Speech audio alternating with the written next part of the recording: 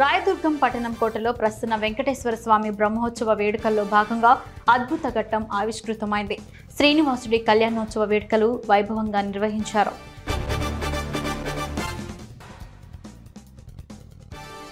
Sileru police station పరిధిలోని పసనల బంద పరిసర అటవీ ప్రాంతంలో లభించిన మావోయిస్ట్ డంప్ను స్వాధీనం చేసుకున్నామని అల్లూరి జిల్లా ఎస్పీ తుహిన్ సిన్హా తెలిపారు.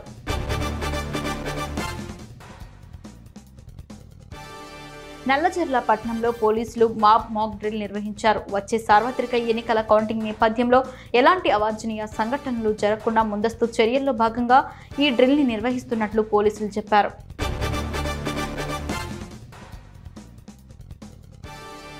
మండల అభివృద్ధికి వివిధ శాఖల అధికారులు ప్రజాప్రతినిధులు సహకరించాలని ఎంపీపీ దావూరి వెంకట లలిత కుమారి కోరారు.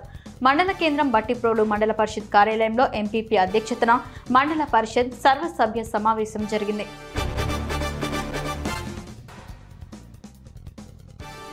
చేజర్ల మండలంలోని మైపాటి కండ్రికలో గల ప్రభుత్వ భూముల్లో తెల్లరాయిని అక్రమంగా త్రవ్వి తరలిస్తున్నారని అధికారులకు సమాచారం వచ్చింది. ఈ సమాచారంతో మండల రెవెన్యూ, జిల్లా మైనింగ్ అండ్ జియాలజిస్ట్ శాఖ అధికారులు తనిఖీలు చేపట్టారు.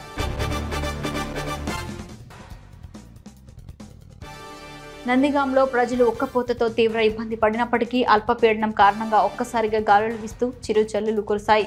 దీంతో స్థానిక ప్రజలు ఉపశమనం పొందారు.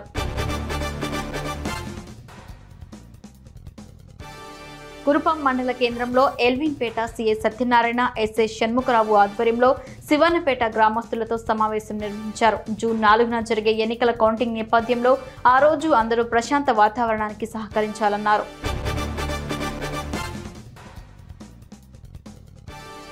నందికొట్కూరు పట్టణంలోని 29వ వార్డులో నీటి సమస్య వలన ప్రజలు ఇబ్బంది పడుతున్నారు.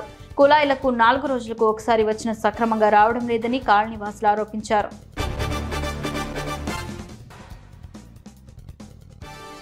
ఎల్లారెడ్డి నిజాం సాగర్ రహదారిలో సంకట వీర హనుమాన్ ఆలయ సమీపంలోని కల్వట్టు మధ్యలో గుంతపడింది. ఇక్కడ ఆధార్ మరిస్తే ప్రాణాలు గాలిలో కలిసిపోతాయి. కనీసం ప్రమాదం పొంచి ఉన్నప్పటికీ ఎలాంటి హెచ్చరిక బోర్డులు లేవు.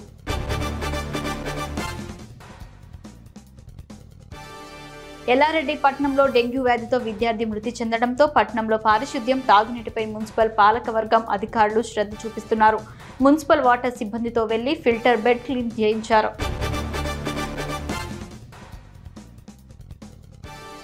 బెల్లంపల్లి పట్టణంలోని కాళోజీ శాఖ గ్రంథాలయంలో పోటీ పరీక్షల అభ్యర్థులకు ఉచిత భోజనం అందించారు.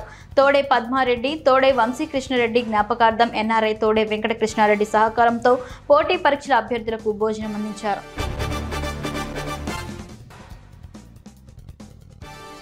బెల్లంపల్లి నియోజకవర్గ అభివృద్ధికి తాను కట్టుబడి ఉన్నానని బెల్లంపల్లి ఎమ్మెల్యే గడ్డం వినోద్ పేర్కొన్నారు. కాంగ్రెస్ పార్టీ కార్యాలయంలో ఆయన మాట్లాడారు.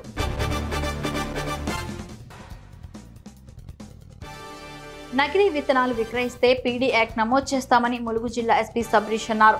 రైతులకు నకిలీ విత్తనాలు అమ్మినా, అధిక ధరలకు విక్రయించిన కఠిన చర్యలు తీసుకుంటామని హెచ్చరించారు.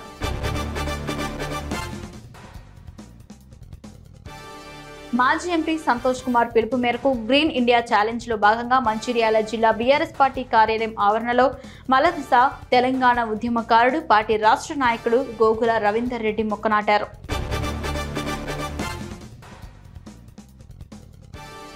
వేల్పూర్ మండల కేంద్రంలో వ్యవసాయ అధికార నరసయ్య సీడ్ డీలర్ షాప్ల తనిఖీ నిర్వహించి షాప్లో ఉన్న సీడ్స్ ను, పైర్లను పరిశీలించడం జరిగింది.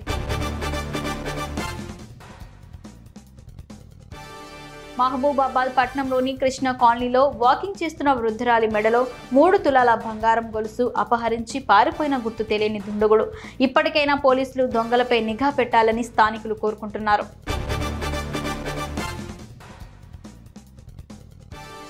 భువనగిరి మండలం ఏటీబీ తండాలలో ఈదురుగాలులతో కురిసిన వర్షానికి ఇండ్లు కూలిపోయాయి.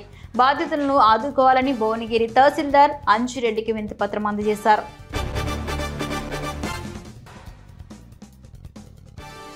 నాగర్ కర్నూలు ఎంపీ అభ్యర్థి మల్లు రవికి minority finance corporation chairman Obaidullah Kotwal ఘనంగా సత్కరించారు. ప్రజలు కూడా కాంగ్రెస్ పార్టీకి అండగా నిలిచారన్నారు.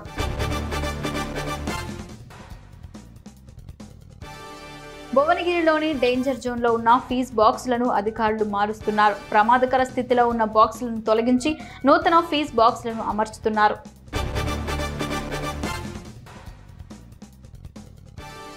ఆర్మూర్ నియోజకవర్గం పట్టణంలో నవనత సిద్ధుల గుట్టపై శ్రీ నవనాథ సిద్ధేశ్వర ధ్యాన పిరమిడ్ మందిరంలో ఆనంద కార్యక్రమం నిర్వహించడం జరుగుతుందని నవనత పిరమిడ్ కమిటీ అధ్యక్షులు తిరుమల గంగారం తెలిపారు.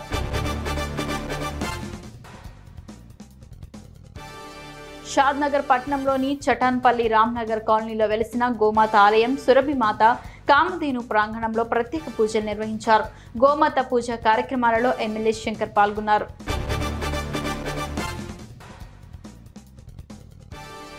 నాగర్ కర్నూలు జిల్లా కేంద్రంలో జరిగిన జిల్లా సర్వసభ్య సమావేశంలో అచ్చంపేట ఎమ్మెల్యే డాక్టర్ చిక్కుడు వంశీకృష్ణ అధికారులపై ఆగ్రహం వ్యక్తం చేశారు. అధికారులు పొంతన లేకుండా సమాధానాలు ఇస్తున్నారని అన్నారు.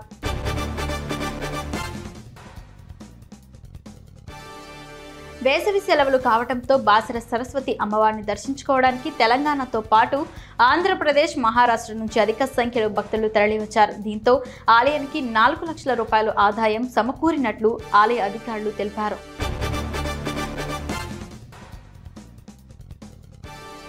రక్తదానం ఎంతో గొప్ప దానమని Mahabubnagar IRCS chairman lion Nataraj అన్నారు. హైదరాబాద్ మాదాపూర్లో మైక్రాన్ టెక్నాలజీ వారి ఆధ్వర్యంలో ఏర్పాటు చేసిన రక్తదాన శిబిరంలో ఆయన పాల్గొన్నారు.